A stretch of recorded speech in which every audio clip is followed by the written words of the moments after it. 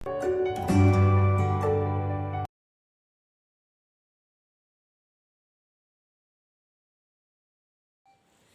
बच्चों, स्वागत है आपका त्रिवेणी मेमोरियल सीनियर सेकेंडरी स्कूल की ऑनलाइन क्लासेस में।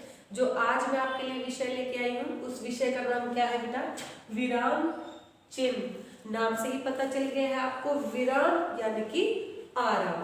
जब आप काम करते करते करते करते काफी थक जाते हैं तो आपके शरीर को आराम की आवश्यकता होती है। ऐसे ही जब हम बोलते हैं या लिखते हैं तो हमें लिखते समय हमारी उंगलियों को आराम की जरूरत होती है और बोलते समय हमारे गले को, हमारे लफ्जों को, हमारे शब्दों को आराम की आवश्यकता होती है। और उसी को समझाने के लिए आज का ये जो विषय है विराम चिन्ह, ये मैं आपको करवा रही हूँ। तो सबसे पहले परिभाषा की तरफ चलते हैं।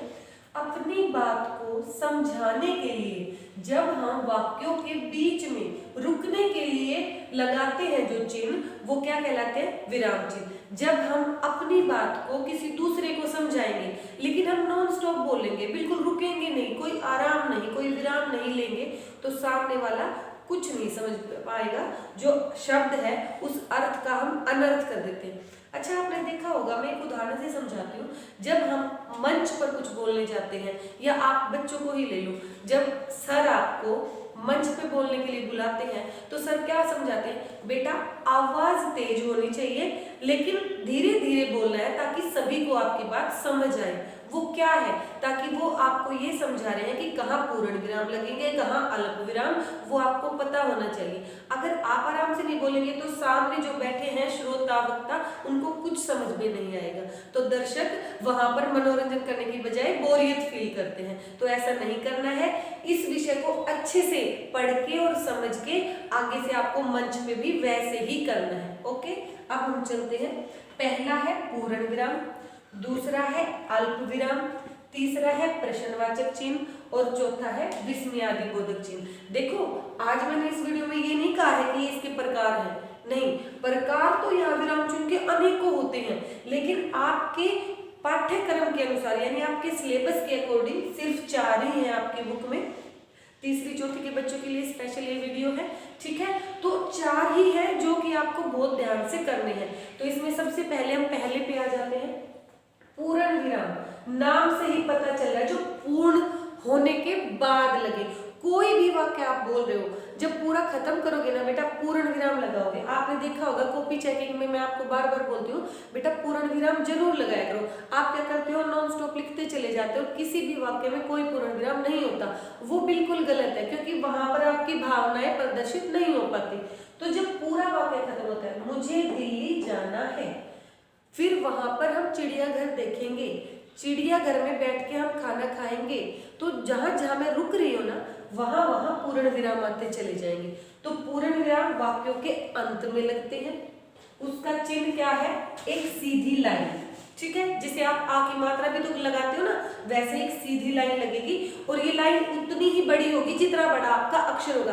कई बच्चे अक्षर इतने लिखते हैं और लाइन इतनी लगा देते हैं लास्ट में, वो भी गलत होगा।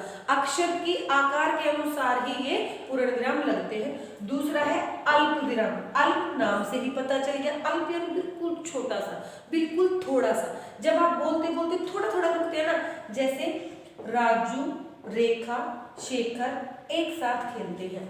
अब एक साथ खेलते हैं तो मैंने स्पीड से बोला, लेकिन यहाँ मैं रुक रही हूँ, राजू, रेखा, शेखर, है ना?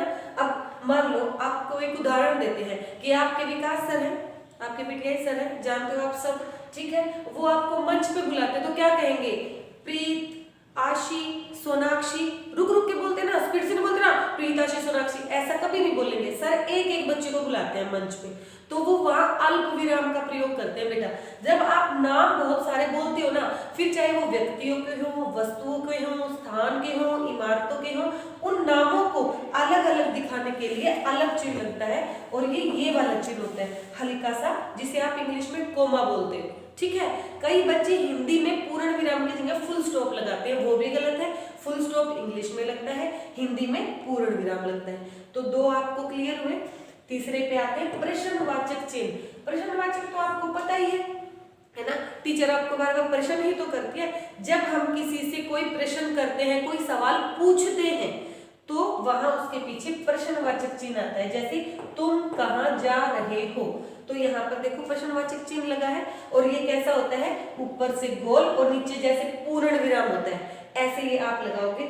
जितने भी आपसे क्वेश्चन आपके सर या मैम करते हैं तो वो उसके पीछे पूर्ण विराम नहीं लगेगा, क्वेश्चन मार्क लगेगा, यानी कि प्रश्नवाचक चिन्ह। ठीक है, तो ये आप भूलेंगे नहीं। और अंतिम है हमारा विस्मयादिबोधक चिन्ह। बेटा विस्मय क्या है, विस्मय यानी आश्चर्य, सरप्राइज। जब हम सरप्राइज हो जाते हैं, अचानक से हमारे मुख से कुछ निकलता है। देखो कई बार हम दुख में क्या निकलता है, हाय ये क्या हुआ, है ना। कई बार मैं पढ़ा रही हूँ, यहाँ एकदम से कोई जीव आ जाए, जैसे बंदर है या यहाँ से कबूतर उड़ रहा है, वो आ जाए अचानक से, मैं कहूँगी अरे ये क्या हुआ।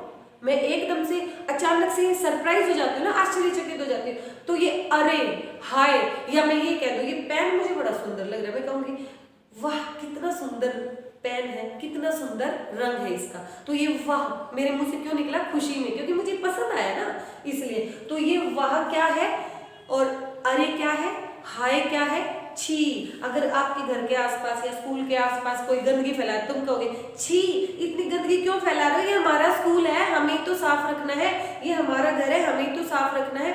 तो उस गंदगी को देख के आपके मन में क्या आया, छी।